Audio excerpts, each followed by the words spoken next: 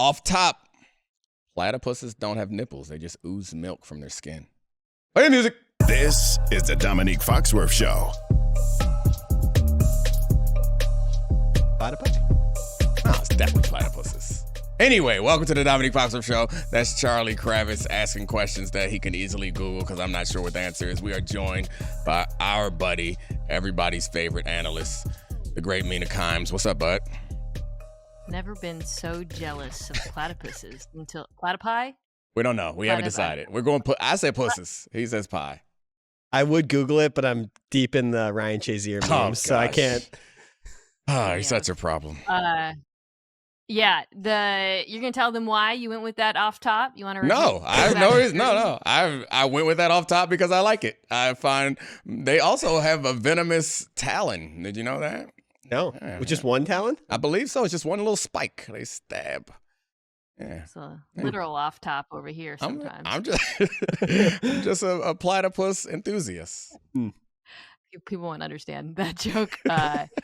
Whatever. I'll just reveal it. I don't care. Normalize being a working mom. My pumping station was over here, and I had to shove it to the side right before we started taping, and that's why we're getting these jokes out. Nothing's wrong with it. I just didn't want to be the one to do it. I mean, if you want to share what you're doing with your body, that's all you. That's not for me to share. Probably best that you didn't share that. Yeah, exactly. I don't want me to say, tell them why. Tell them why. No, I will not tell them why. You tell them why, or we can talk about the Eagles and the 49ers.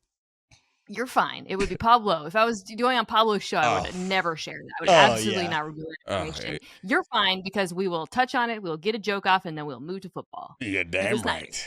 Pablo's going to ask you to do a share and tell about it. Guaranteed. Then you didn't hear, and we will touch on it and move to football. Okay, let's move on. Okay, guys, we have an awesome football game.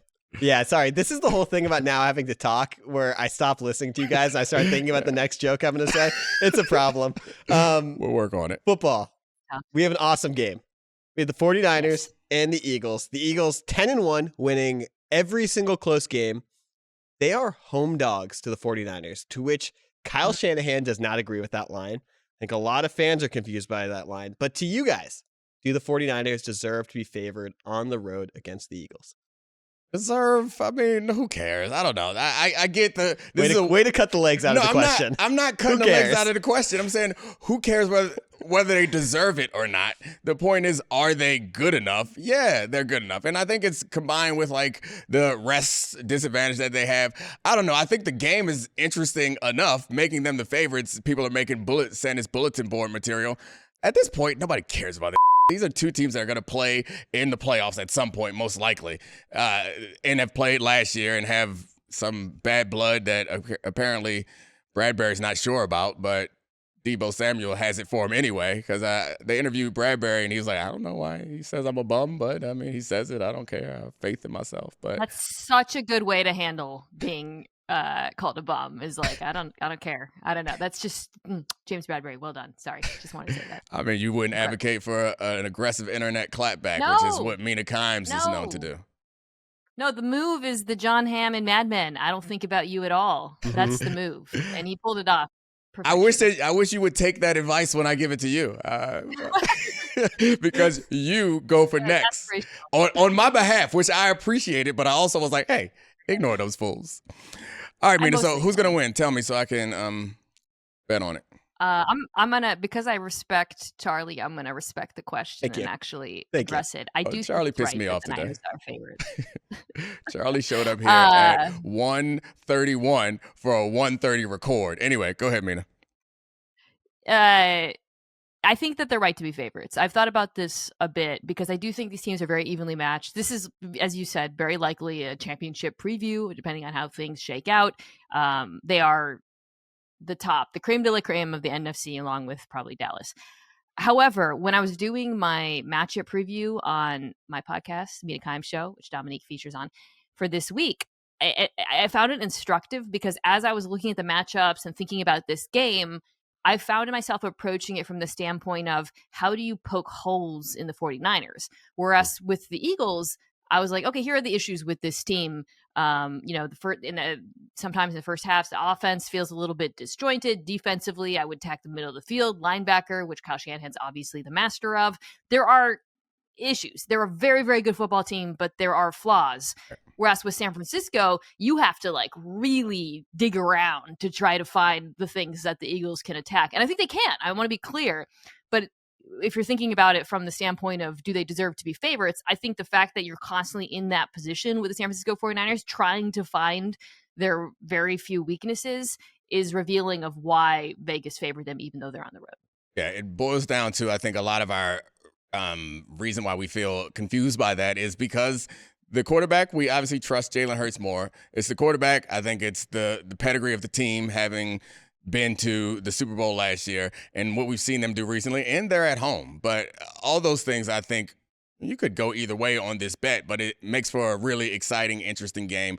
The big question about the 49ers, or at least the one criticism that you can level against the 49ers fairly, is we haven't seen their quarterback in the late game heroics the way that we've seen Jalen Hurts. I was doing some prep for this, looking up stats of non-play action passing for Brock Purdy. He's still pretty damn good. But the question is non-play action passing when we know that's what you have to do and you're down one of your playmakers or your tackle. Those are the next steps that we haven't seen from him and Kyle Shanahan, to be fair. If we're going to give Shanahan all the credit for scheming the offense, you better scheme up some in these tough situations too. Yeah. But he's not missing anyone, right? At least unless I forgot Right. something. I think everybody's playing. And to your point, though, this is exactly it. During the losing streak and whatever, there was some turnovers, but also I think, and this is true of all Kyle Shanahan and his Trees offenses, they look different when they fall behind. I think the question is are the Eagles capable of going up on them, especially, again, given how that offense has looked in some recent game, really throughout the season. I think they're capable of it. I think if they really commit to running the ball, controlling the line of scrimmage the way they're capable of against a slightly sus San Francisco run defense, then I think it could get interesting. But they cannot Philadelphia cannot fall behind. You cannot fall behind to this buzzsaw. That's fair of everybody. Also, isn't it kind of fair that, I mean, obviously Purdy was worse without Trent Williams, Christian McCaffrey, Deebo Samuel, but Jalen Hurts has also struggled without Lane Johnson. So it's kind of just an underrated part of it. If you're missing one of the best offensive linemen in the world, your protection gets worse. Yeah, I mean, again, it's probably recency bias, but he didn't struggle without Lane Johnson last second week. half, So, like, yeah. I mean, he led a immaculate game-winning drive in those moments. So, like, I think you're right. Over the course of the entire game last week and over the course of his entire career, it matters. That O-line is incredibly special, and I do think, I mean, as cliche as this is, the matchup to watch. That's what I was. O-line versus D-line, I was 49ers versus Eagles. I was going to ask about that specifically because since the Chase Young trade, the 49ers have actually gotten home to the quarterback, but the Eagles aren't like a normal offensive line. Do you expect that to continue? Are the 49ers going to be able to get pressure? I think it depends on whether or not they can get him into third and longs. And this is, again, where for the Eagles, it's so important for them to keep the chains moving. That I think it's a mixture of the run game, the RPO game, not just taking shots and missing them on early downs and suddenly being in situations where that four-man rush can tee off. They're perfectly capable of doing this. I talked about this a little bit with Ruiz on my pod. Like, what's different about the Eagles this year? Because the offense, like the underlying numbers are all still just as good, yet fans are like constantly in a state of fury about Brian Johnson, the offensive coordinator, versus their previous offensive coordinator. And I think some of that is really overblown and unfair. I think actually Johnson's done a good job. But I will say one thing I really want to see him do, something that I thought Steichen was really good at, is finding the weakness in the defense and then just hitting it over and over. The Eagles are so good at that last year. And I think in this game, if they can do that, if they can really exploit some of the very minor holes on this 49ers defense, they can stay out of those third and longs and keep Jalen Hurts upright. I mean, embarrassment of riches feels like a dumb term many times because who's embarrassed when they have a bunch of great stuff? But I think that could be a problem with the 49ers. With the Eagles at times is you feel like you have the capability to do so many different things, which would suggest that, yeah, you can adapt to any situation, attack anywhere. But it also feels like there's something about this is what we do. We're really good at this. And after this doesn't work, we do that. because it builds on it. And it doesn't feel like we see the one thing that they're really good at. And if there is any one thing that they're exceptional at, I think it's the quarterback run, which we all get the problems that are inherent in having a quarterback run a lot, especially one that's playing with a knee brace right now. But I still think obviously he's going to play a big role in this game. And Fred Warner's ability to track down Jalen Hurts he's a great athlete, but that's why they got to attack the middle field. And the tight end health is going to be a concern. And on the Eagles side, they need to attack the middle field behind Fred Warner in order to keep him from attacking that quarterback run game. Dominique, you remember the last time these teams played, Fred Warner being immobilized by the quarterback run game, the RPO, all that, basically the option football aspect of the Eagles offense. If they can't, I really think they need to lean heavily into that. You can't beat Fred Warner with players, because he is the best cover linebacker in football. He is an incredible tackler. He is good against he's good at everything, right? However, you can beat him with concepts. You can beat any linebacker with concepts, because it's so hard to play linebacker against both of these offenses because of the optionality of what they do in the backfield. So Philadelphia, if they have to be as good at that as they were at the end of last year, and I think that is something that's been a little bit up and down this season, the option, the RPO stuff. All right, next topic. The most interesting award to me. If the season were to end today, who would you give Coach of the Year to? All right, so I'm not going to overanalyze this just yet. I can give you the odds if you want. Run down the odds. Dan Campbell is the favorite, plus 175. D'Amico Ryans, plus 400. Mike McDaniels, plus 600. Kevin O'Connell and Shane Steichen, plus 1,000. Mike Tomlin, never won the award, plus 1,600. And Sean Payton, plus 1,600. Okay, my immediate reflex is to go D'Amico Ryans, but I'm going to overanalyze this, even though I said I would not, because the award, it's a lot like the MVP in that it's not that clear, and it's less clear than MVP, because at least value has some more certainty to it. Like you can measure value in a bunch of different ways. The Coach of the Year is it who had the best scheme advancement? Is it the team that achieved the most, or the team that achieved more over was expected, or the team or the coach that dealt with adversity the best? It feels like, yeah, you gave me the point, Mina. I know which one you think it is. It is that. That's what it's been more often than not over the last 10 years or so, is the coach who came into a team that was either not expected to be good or was bad last year and turned things around. It is a narrative award. To your point, that's why it's kind of interesting, because it's soft. You're not analyzing actual performance. You're analyzing storylines. Where I think it is interesting, though, is if you start from the premise that that's how the award is. So you take out probably Mike McDaniel, Dan Campbell. Expectations were pretty high for that team. Yeah. Probably should have gotten it last year. It's whatever. But anyways, to me, it's down to D'Amico Ryans and Shane Steichen. I think those are the two best candidates. I love the odds for Steichen there, by the way. That's what I was. And see, the thing with Steichen is, and O'Connell probably. Well, actually, it's not O'Connell as much as it's Brian Flores. But if we want to do the nerdy football thing and say who has shown us some impressive schematic innovation in their situation, I would say that is Brian Flores and also the head coach there, O'Connell, and Shane Steichen, who's found ways to be productive with uncertainty, I guess, at quarterback position. But that's not who we give the award to. Who's your pick, Charlie? Mike Tomlin. All he does is win football games, and he won football games with Kenny Pickett and Matt Canada. That is Vince Carter winning the dunk contest with a weighted vest on. And he's never won the award, so it's a Lifetime Achievement Award. The problem with that is that he was involved in selecting and keeping both of them. So this is Vince Carter deciding to put on a weighted vest before he participated in a dunk contest. I guess, but also he's in your beloved AFC North, which is apparently a tough division. And if you look at their schedule, they're about to end up at 11-4 because they're playing the Cardinals, the Patriots, Colts, and Bengals. What's their point differential? Is it still negative? Probably. I'm not sure. The narrative award for me. It is for all of us, but that's a bad narrative. I would probably give it to Ryans, not just because, I think the pushback against him would be like, well, CJ Stroud is awesome. But I think when you watch them, he's nailed his hires. I think Bobby Slowick's done a really good job with them. And not only on both sides of football are they playing much better. Obviously, some of that is because of talent also on both sides. But it's a really very obvious culture turnaround. The defense isn't great, but when you watch them, they play hard, man. Like, it's like they hit, they tackle. You can see the track of the improvement. And then offensively, obviously, we've talked a lot about what they've done with Stroud and the players that they had. Some players who were already on their roster. So that feels more like an organizational turnaround. That's pretty special.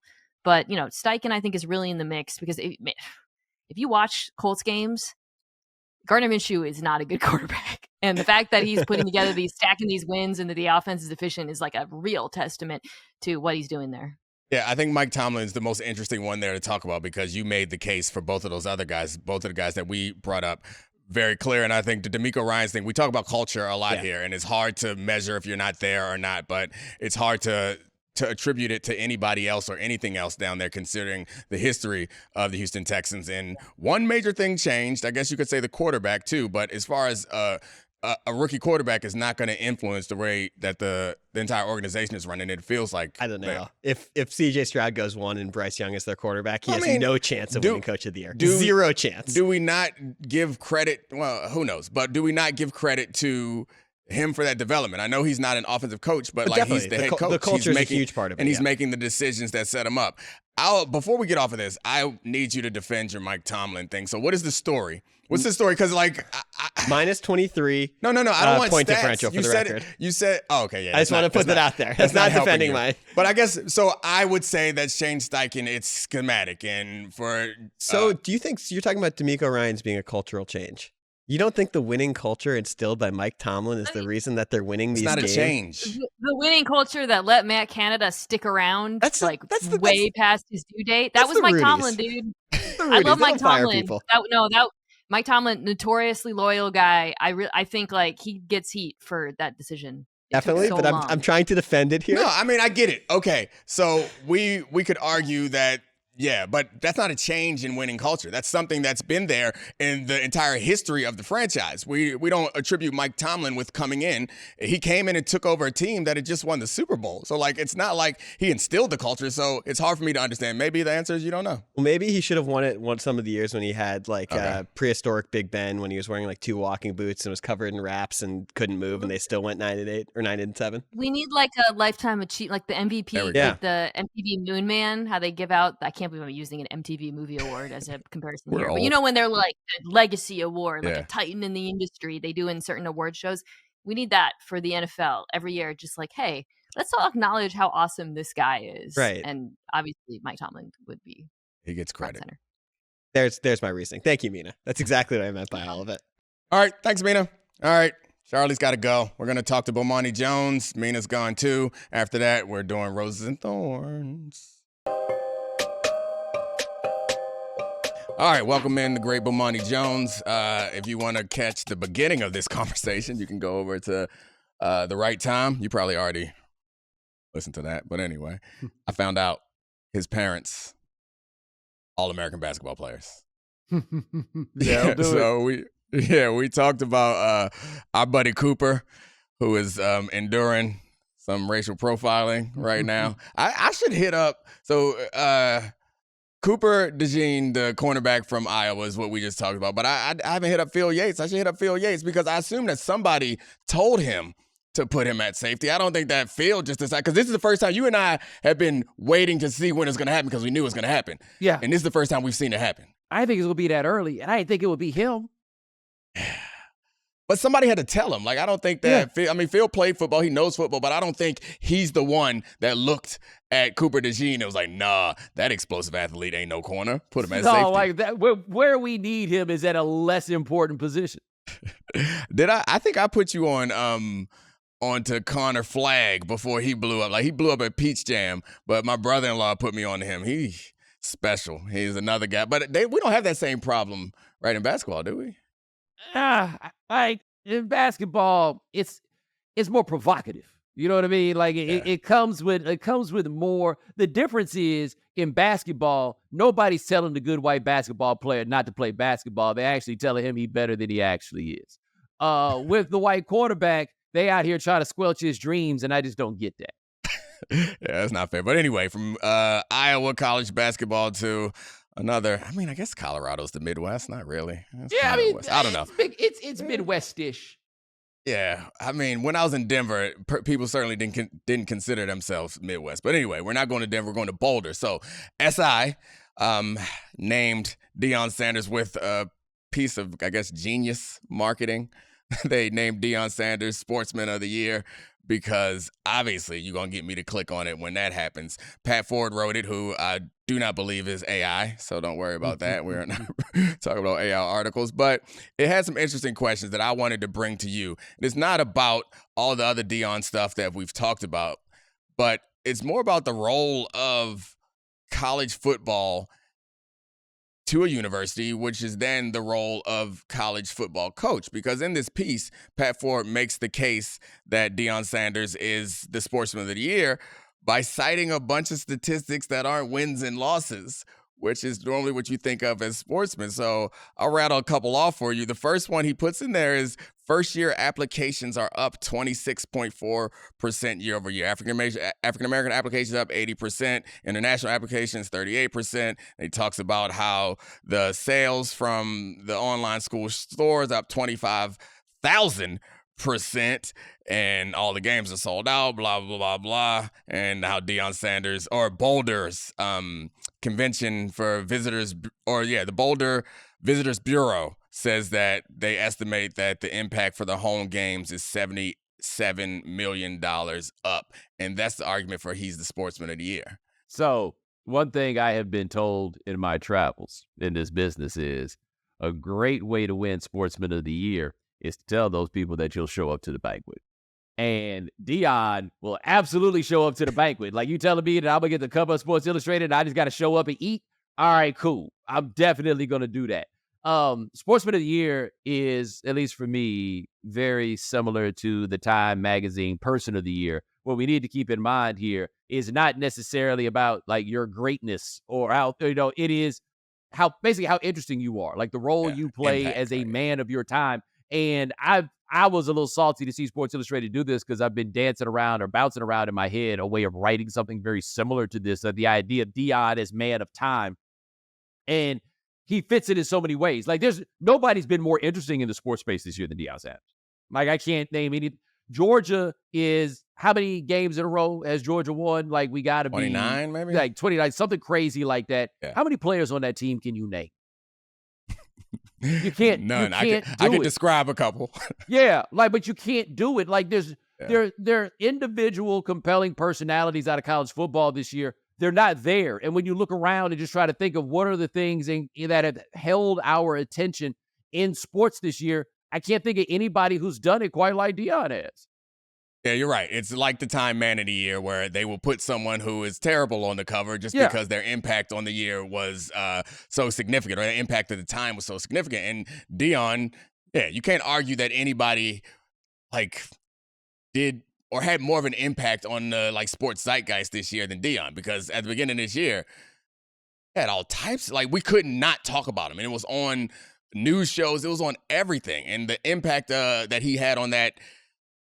I was going to say on that school, but it's not just the school. It's on college football and the conversations that it evoked and the reaction that it evoked from a number of people. In the article, he talks about the black people of Boulder and how they feel more emboldened and empowered, all 13 of them outside of the school, which is, I think, only 3% black. But his impact there and what he represents there is always going to be intertwined with what he did at the HBCU, and it's always going to be intertwined with blackness, because, or in religion and blackness are the two things that he overtly plays on. I think if I remember correctly, he cited George Floyd as one of his motivations at Jackson State. So I was trying to go in the direction of figuring out what we expect from our college football teams. Having been on Maryland's campus when our basketball team won the national championship, our football team was good, and we won the ACC championship, and we saw the impact that it had on fundraising and the impact it had on admissions, and not just admissions of students, also attracting professors. Maryland climbed. It wasn't a coincidence that it climbed in competitiveness academically. It was not a coincidence that it happened alongside the sports teams being the best that they had, or the important sports teams. I shouldn't say that. The most popular sports teams, because we're good at a lot of other things, but don't nobody show up. Don't nobody write no checks. Nah, I mean, especially in Maryland, you guys are a basketball school, right? Like that is, at least in that time, they died in the wool ACC team. Now you're in the Big Ten with this kind of loss and no friends, but that kind of happens sometimes, right? But those things matter. They do. The question for me with Deion is, even with him being Sportsman of the Year, nobody's taking what he's doing seriously. Like that was a wave, and we paid attention to the wave as the wave was going on, but if you look at the way that season ended over there, it ain't looking good right now. There's no real reason for optimism, truly. Like, and to me, it's not about the decommitments that they're getting, because their plan has been to get guys through the portal anyway. Like they had a small class to begin with, but the fact these guys are leaving, to me, is probably connected to the fact that Tim Brewster is his chief recruiter, and Tim Brewster is now leaving, and he's leaving to go to Charlotte, North Carolina, Charlotte. They play at Charlotte, but the University of North Carolina at Charlotte 49ers. That dude is leaving a Power 5 job to go do a similar job at Charlotte. And I've looked at Tim Brewster's Twitter profile. Tim Brewster has a tweet that reads from November 28th, "I promise I ain't hard to find." That sound familiar? I'm like, all I'm saying is, whatever Deion was trying to do, they took the play calling away from the offensive coordinator, and then he couldn't come out in front of people and say who it was that was calling plays. I think the defensive coordinator's leaving also. Like, there's some stuff going on here, and I don't know how exactly it goes, but at a program that we take seriously, people would have approached this with a lot more scrutiny. And so even after they started so well, and then it all, understandably, physical attrition and everything else, they wore down as the year went on, but people ain't even bothered to pay enough attention to come dance on the grave anymore. It was like this was a thing that we was doing, and then we stopped. Like, by the time I bet Sports Illustrated made the decision to make Deion Sportsman of the Year, and where we are now, the number of eyeballs that have been poured into their program is so much different, and I'm wondering what it's going to take to get them back. It's interesting because the argument that you make for Deion Sanders Sportsman of the Year, as I mentioned, it's all off the field stuff, and that's probably because that's how you had to make it. And any article that you read, so in preparation to talk to you about this, like I read a bunch of the articles about him and that have come out recently, and they all point back to that time that they beat the defending national championship runner-up team, who also is not very good this year. So like it's hard, and they can also point to they had one win the year before, and now they have 4, which is an improvement, but it ain't the type of turnaround that gets you Sportsman of the Year unless you are Deion Sanders. So all this other stuff that's happening around the institution is Deion Sanders because he's Deion Sanders. And you're making the point. I was going to ask you, essentially, is this something that can last if they don't get to greatness? But you're making the point that it's over already. I'm not saying it's over already, but it is tenuous right now. The one thing that we got really... Yeah, go ahead. I'm sorry. Yeah, I just don't think there's any way around that this started a lot stronger than it ended, and the test for Deion is going to be, as is often the test for anybody in these circumstances, man. So what you going to do now? Like, this has gotten hard. What you going to do now? They talked a lot early because they had exceeded those expectations, but any of us with eyes who were actually paying attention to those games and teams understood that was not sustainable, just because they didn't have the bodies in order for that to be sustainable. Physically, they weren't going to be able to do it. Shedeur Sanders couldn't make it through the whole year because he was getting the hell beat out of him so bad because of where they were at the line of scrimmage. Like, it takes a lot to build a college football program, and they're trying to do it at a place that has literally no built-in advantages. And so a lot was made of Deion Sanders' ability to recruit because he is Deion Sanders and he's already incredibly famous. And it had to be cool to show up to those games because there are people on the sidelines who are interested in participating at college football games that would not anywhere else. Even like The Rock, who went and played football at Miami. When the last time you seen him on the Miami sideline? He damn sure on the sideline at Colorado. And all that is flashy and sexy, and that may have given you the advantage pre-NIL. And Deion is a black man who's very cool with a lot of jewelry on, who has the heart of a 1970s college football coach. Yeah. And so I think the players see through that, and all that other stuff ain't worth nothing when there's actual real money being handed out. Yeah, and I thought that Deion got a bad rap when he said the thing about how, look, you ain't going to get rich coming here. That was not Deion saying we refuse to pay you. That was Deion saying, bro, we ain't got it. Like the money it takes when the numbers you're hearing, and all the money is at the high end anyway, right? Like when Matt Rule talks about these quarterbacks making $1 million, $2 million, whatever it is. A, those deals look like they're horrible for guys. But two, that's all on the high end. We did something on Game Theory about this. The average NIL payment per player is actually very, very low.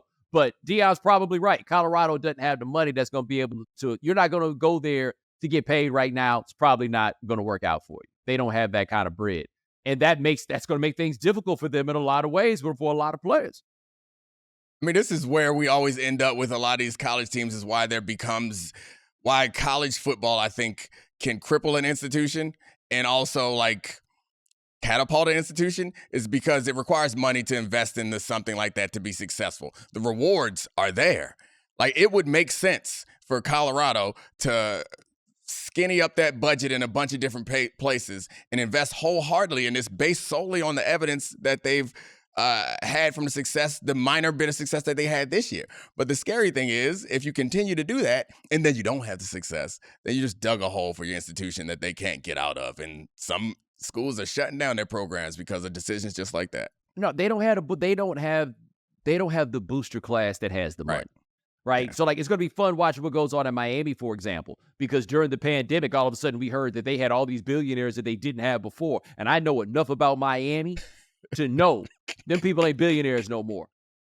Like, whatever it was that got them to be billionaires, the way that was being phrased, that wasn't forever money. That wasn't what that was. No, I want to get your thought on this last thing that just creeped into my mind as we were talking about this. As I'm thinking about the need for money to have success and the benefit that it has on the institution, but also not having the alumni base or the booster class to support that, with a person who is as famous and as marketable as Deion Sanders, does it not make sense to go outside into like the natural business world and like attract an actual sponsor? Like, I know he does these KFC commercials. Why wouldn't somebody like KFC become, I don't know, you can't call it Colorado KFC Buffaloes, or put emblems on their jersey. Can they start selling Buffalo buckets? Buffalo buckets. But I mean, seriously, like, the benefit, if all they need is investment, because this is like, presumably this is like a home run startup, but they can't find the investors. I get the idea that it may not succeed, but all the positive press that KFC would receive from doing something like this, and if it's an actual success and Colorado don't have to find a booster class, like, let's get serious about this. It's professional sports, and sooner or later they putting patches on jerseys. It's just going to be who the first one that is going to be allowed to do something like that. I think there's something to that, and this is where we get into a discussion that you're going to hear more of, that has already started, but you're going to hear even more of, which is private equity creeping into college sports. And that's the arguments that you're making is what we're going to get. And I would just like to ask the question one more time. Remember that time private equity made something better? I don't. Once. It don't matter, though. Not a single time.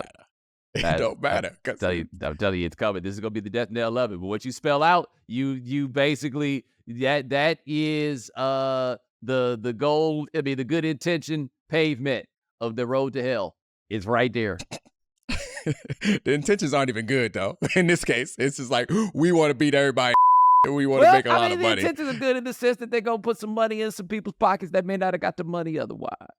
Yeah, they're not going to get as much as they deserve, because if you don't have any power in this situation, you don't have any leverage. And they don't have any power, and they don't have any leverage. No, they're getting jerked now. They don't get chump change in comparison. They're getting jerked now, and people don't even realize it.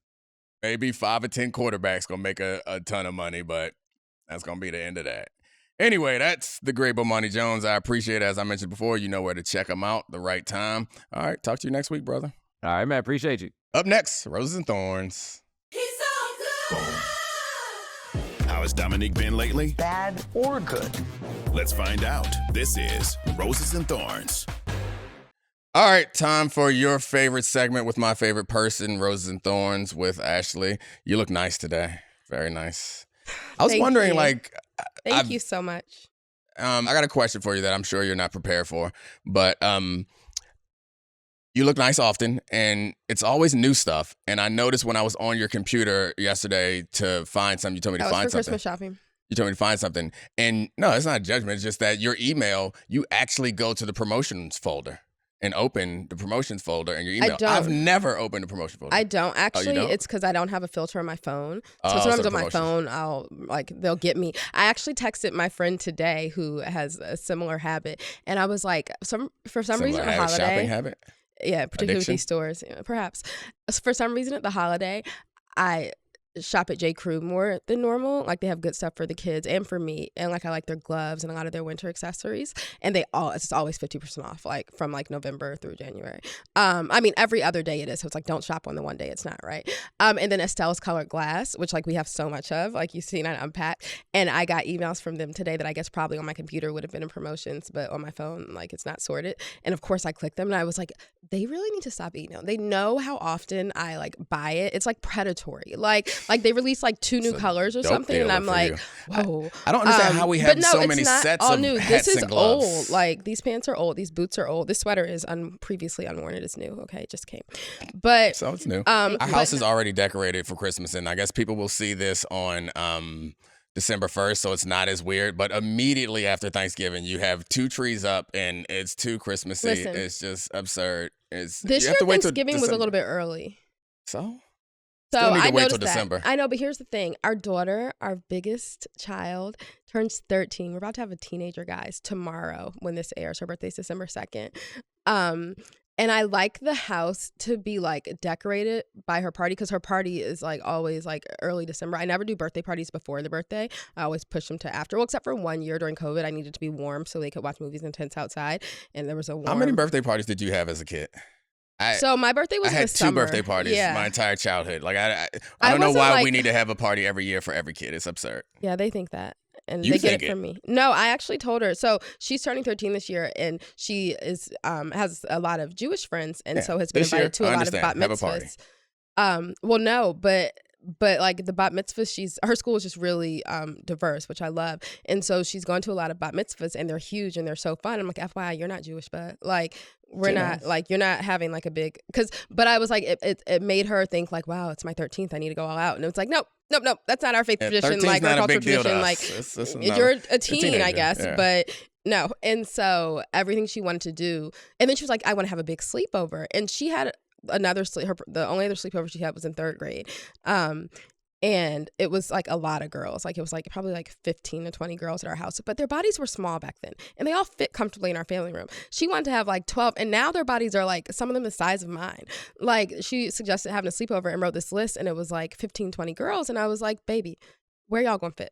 I was show me, lay out 15, 20. But but she also wanted to start the sleepover by going out to dinner at Too a many restaurant in parties. Georgetown and going to an escape room and then just driving them back home for a cookie I'm often decorating. shocked So it was with 3 how parties you- in one. And I was like, we can't even fit 20 girls in our car. You are confused at why the kids are I know. maximalists. I know. You want to do too much. You had a Christmas doing card too much. with 3 outfits. It's just you're a too much doer, and I'm a then too you much raise doer. your kids to I'm a too much to doer. be a lot. I know. But as far as how many birthday parties I had, my birthday was in summer. So kids were we were either in Delaware but I had a lot of cousins. So even if I had enough birthday parties, I'm not saying I was denied birthday parties at all. But a lot of my birthdays, which I loved, we were at the beach and it was a cake with my cousins. And I would pick the flavor. So I didn't have, or just family dinners at our house in DC. It wasn't, but I had so many kids in our family that it still, and around my age, that it still felt like a big celebration. Is Santa working on these Christmas lists? It's something that's a rose for you.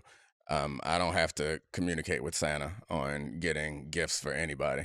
Yeah, Santa's working on these Christmas lists. The funniest was my almost 13-year-old, 13 tomorrow, by the time this comes out. Hers was like, Dear Santa, because she's like, I'm gonna just play this game.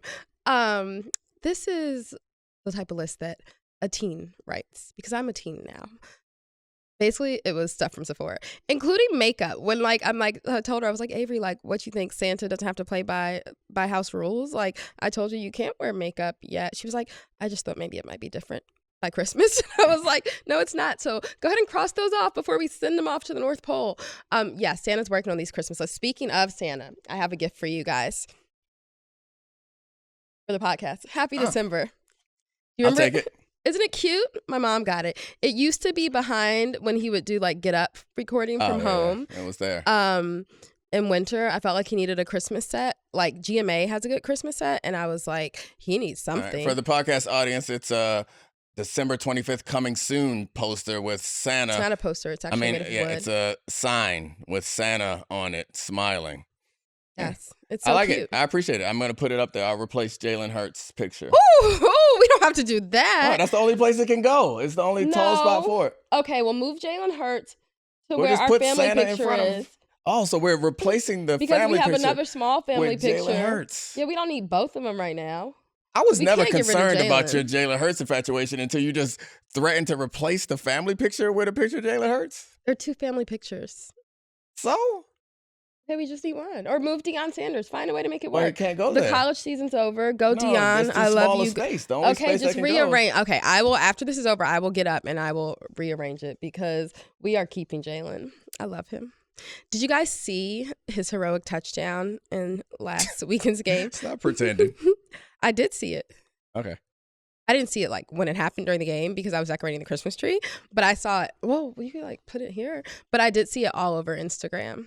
And his quote afterwards, like, what you want me to say? I was like, just talk you go ahead. And So how do you feel about me? Actually, it's interesting because you can't use the word. I don't actually you can't love use the word him. love. I really for- like him and admire You don't know him.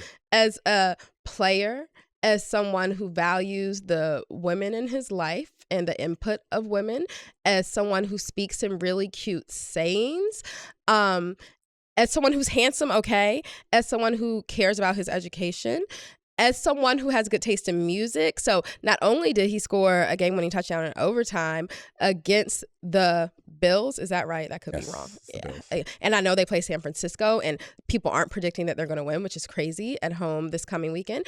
But not only did he do that, but after the game, he took over the aux cord in the locker room, and he didn't play like the Hype Me Up song or whatever that some people might have thought a 20-some would play.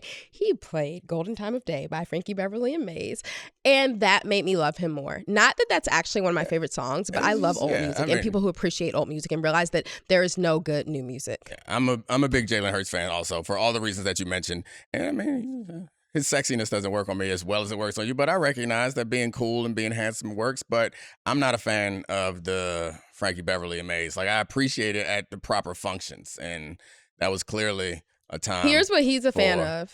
Sexy Red. So what, I'll ask you what, exactly. I was so annoyed with him, like legitimately annoyed. Here's his thorn. Here's his thorn. That's my thorn. We were in the car the other day. Somehow I was sitting in the back. My daughter was in the passenger seat, and he was driving. And he lets my daughter control the music in the car, so her phone was hooked up to the Bluetooth. I don't. I get annoyed every time I get in and it puts on her phone before mine. I'm like, turn your Bluetooth off. Mommy's phone gets to be on here. And you played some Sexy Red song. I told her to play the new Sexy Red song. That was with our daughter in the car, our not quite 13-year-old daughter in the car.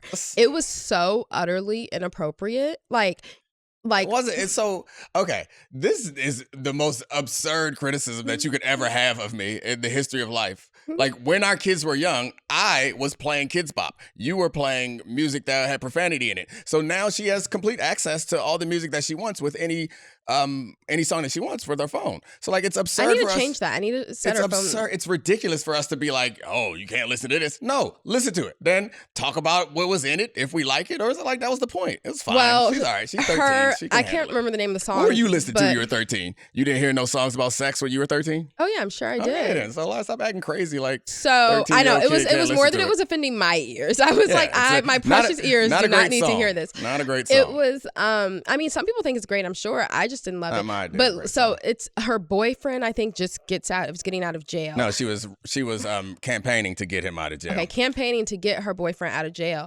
And in one line, I don't know if you have to edit this out or not. No. They know what it means. They'll figure it out. If you want to know, you listen to the song, and then But you it can was okay. I text won't say us what it was. the line was. But if there was you a want. line there. My daughter's like, Yeah. why would she was like, I'm gonna let him do this, and my daughter said, why is she advocating for him to do more violence? That'll just get him sent back to jail. And I was about to explain to her that no, I was turn it off now. It was a euphemism for something. I was like, oh, you're acting like these are people, whatever. Okay. So, But it's like, why now do you you need her to know what that saying means? Because she asked. And it's not going to hurt her to know. She's going to find out sooner or later, or whatever. The point is, that is my number one stream song. As you notice, It is not. You notice It everyone better is not be. putting up their their year-end Yes, I looked at mine. music streaming. So It was embarrassing. mine is not embarrassing. My Okay, number what's one yours? Is Sexy Red? No, it's not Okay. Sexy Red. It's I was gonna say, that's it's embarrassing. that specific song. It's Let My Baby Daddy Out or something. Free My Baby Daddy. That's No, it's not because it just Nah. came out. my It might list- be by the end of the year though. Nah, my list is. I mean, it's not embarrassing. I'm not ashamed of it. I gotta I'm a find little it. bit ashamed of my list. Yeah, I don't listen to that much music, honestly. Like, I listen to mostly podcasts. I looked at the raw numbers, and it's like, I really don't listen to that much music. But it feels accurate. Like, my number one is Killer Mike, and then I think 2 is Drake. Killer Mike's like activisty, right? Yeah. I don't listen to Killer Yeah, Mike. Drake, Lil Baby, Moneybagg Yo, and Future. I'm a Okay. lover, obviously. Okay. Love romantic music. How? Killer Mike's not romantic. This is called sarcasm. Oh. Well, Drake actually is a little bit romantic, and It's Future just- does yeah. some Future version of romance songs. So I didn't know if you were being serious. Moneybagg Yo, not so much. So as I was sitting here thinking Killer Mike, like, oh, what Killer Mike songs do I like?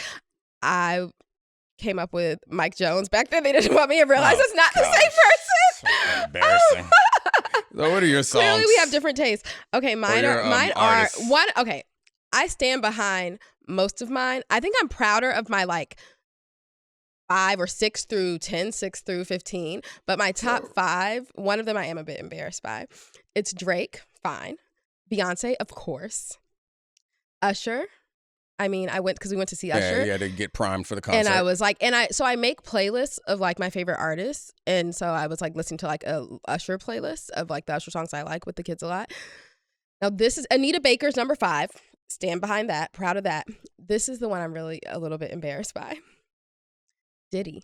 But it's really not Diddy. It's like I mean, all the artists that were on that. Remember he had that one album this year I Are liked? you embarrassed by it because Diddy's not a great artist or because of the recent allegations? It's a Because little- like it's a you little can't, bit of both. you can't. I mean, But it's the really not allegations are the- new, and Yeah, I didn't know about this when I was Yeah. listening to the album. and I this is did listen year-end. one last time, honestly, to a couple of the songs I liked after I heard about it. Because the ones I like, there's one that has like, I think just KC from Jodeci on it, and it feels like it's like you're listening to 90s songs, but like they're new and they're like ones you haven't heard Yeah. before that sound just like the old 90s songs. I don't know that. Yeah, we probably don't have enough time to get into a full conversation about cancellation, but I feel like I've come to the belief. I mean, cancellation, whatever, is the term, but it's a term that we use to describe like people stop listening to or watching or reading things that are associated with people who've done or been accused of bad things. But the decision that I've come to is when I turn it on, how do it make me feel? Like, if I don't feel like trash when it's come on, I'm fine with it. If I Yeah. feel bad, then I don't. So, like, most of the R. Kelly stuff, like, I can get on my high horse and say, I don't listen to R. Kelly. I don't listen to it because anytime I hear it, I start feeling gross. Yeah. Like, when the Diddy I'm not- songs come on, that hasn't happened to me yet. I'm not gonna lie, there are a couple of like verses when he gets on, and it's And like then it's his just like, rapping is it's the not best. fun. Some of the stuff he says in it, and it's like, damn, like you're ruining Mary J. Blige's song right now by getting on there and saying like, "Love me like my first love," and it's like, you, what were you doing to your first love? Like, I don't want to know. It may be nothing. I don't know. Right. I'm not. And it's not That's even, just I guess, settled. I don't know all the details of everything not happening even with him, about but how- it makes me feel a little weird. it's his not even verses. about how the lyrics happen, because that happens too. Obviously, age ain't nothing but a number. But it's No, I also know. it's Messing also with just Aaliyah. about how it makes me feel. So like Yeah. Michael Jackson's songs don't have explicit lyrics in them that remind you of anything. It makes me feel happy And I don't feel and young. a certain way about it. So anyway, that's not where I wanted to go with this, but I did notice that Serafina shared with us that her most streamed artist is Sade. She's so classy. She's classy. She's She so also classy. shared with us the top 5 from Spotify, or the top 10 from Spotify. And if I didn't, I mean, I already think that I'm out of touch. So I this know. is like reiterates it. So it's Miley Cyrus, Flowers. And first thing I thought was, I know Miley Cyrus still putting music out, but I didn't know she was popping to be number 1. Flowers but, was a really big song. yeah, I know. I remember that song, I but know I this didn't. from my daughter. Yeah, no, it was a good song. Whatever. Then it's yeah, I kind of liked it. SZA, Kill Bill, Harry Styles, Jungkook. I don't even know who that is. I feel With like- Lotto. Oh, I know who Lotto is. I don't know. Oh, yeah. I feel like it must be like Taylor people Swift. are daughters' Metro Boomin. age. I know that. 21 Savage. I know who that is. The Weeknd. I know who that is. There we go. That's all one song though. Yeah. I feel like it's like people our daughter's age who are listening most or something. probably. Because She listens to a lot of music. She's a big Tyler the Creator fan. oh, isn't she cool and artsy and smart? My like 10 or 6 through 15 included You would know that if artists you let her such have the as- aux cord every now and then. included artists such as Lauryn Hill, Luther Vandross. So things I'm proud of, but also Maya. Like how, but I do remember we were in Miami. I was in like a Maya phase. You the lone person putting dollars in Maya pocket. You're welcome, Maya. And she's Maya like a DMV native. That's Maya my, is getting a $2,000 check The once a runs- year, thanks to you. on her vocals, like background vocals to Jadakiss's version of Best of Me, not Jay-Z's Jadakiss's. Those get me every time. I could listen to that song, like, which obviously I did like 20 times a day. So yeah, we have nothing in common with our music, but I'm glad we make our marriage work. Of my artists, who do you like? Well, not Drake, because that was on yours. If you Yeah, have I'm to not even a listen big Drake to, fan. It's just one song. I think that I just don't listen to a whole bunch of music, but yeah, I listen to so much music. Drake. I appreciate Drake's Scary Hours. I'm just like, I mean, I don't know. I don't feel like I really like Killer Mike because I feel like he's my age and he's into things that I like. The beats were good. Like I don't know. It's hard for me to get into Drake's love songs or whiny heartbreak songs or like. And so I guess it's me I love making them. making this argument seems inconsistent with the people that are the rest of the people on my list because I mean, so But yeah, yeah, I don't Future got- Moneybag, I yeah, don't got he's nothing in just common like with them. them, but Killer Mike for sure. That's why I he's feel your like number one. it hits. Yeah, so I don't know. I mean, yeah. How come, speaking of artists you like, Andre 3000's Flute album wasn't in your I top tried. 10? I tried to listen to Dre's Flute album, but it ain't here for me. It just ain't. It ain't for me. I want it to happen, and then people starting to rap over it now, which just makes me sadder. Oh, Like, really? yeah, people starting to rap over the Flute album. Yeah. On that note, Of my artists, though, besides Drake, if you had to like go see who are one they? of So them. Beyonce, Drake, who else? Well, and besides Usher, because you already saw Usher. Usher. So like Anita Baker, Maya, Beyonce. Yeah, it's probably Beyonce. Really? I mean, who else is on there? There's nobody else that I would want to see. Lauren Hill, we didn't see Lauren We Hill. saw I dragged Lauryn you to her. Well, actually, I have a proposition for you. I have tickets Nope. to see Beyonce's movie. I'm good. I don't You? have anyone to go with. I'm going by myself. Yeah, right. You'll find someone to go with. Avery will go with you. I like actually doing things by myself. I'm totally fine with that. I'll give Beyonce that. Somebody was like, my husband's like, you're giving Beyonce more money. This is the My least husband? we can Who are give you her. talking to? A friend of mine was Oh, saying like, you my didn't get to that husband- point. Oh, I'm sorry. A friend of mine who had bought tickets to the movie was like, my husband's like, really? You already went to 2 of her shows. Now you're going to give her more of your money? This is like a $14 AMC ticket. Like all the money we wasted on her, not wasted, but all the money we gave away to her shows. We. Yes, of course I'm going to pay $14 to go see the movie. We Can't wait. We have never wasted any money ever in our lives. No. That was fun. Thank you, Ashley, for joining us. Also, thank you, Mina Kimes, and thank you, Bomani Jones. And of God. course, thank you to my man, Charlie Kravitz, and all of our great producers, Megan, Tez, Kevin, Brian, and Podville. You're the best. This is the Domonique Foxworth Show.